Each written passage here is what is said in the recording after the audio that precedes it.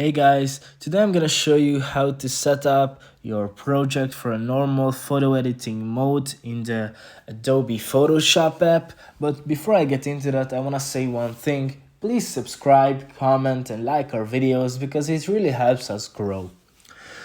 Okay, now let's jump into that. Firstly, as you can see, I'm on the main page here in my library, in all of my pictures. These are some random pictures.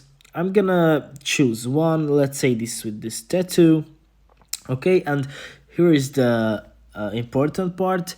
Here we have four options, but if you just want to edit a photo, it's the most simple one. You have to click on photo editor. It's the first option. Click on that, and here saving your projects. Okay, close, and here you can customize everything you want to do on your Photoshop.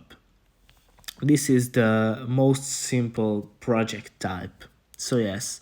Okay guys, thanks for listening. See you in the next one.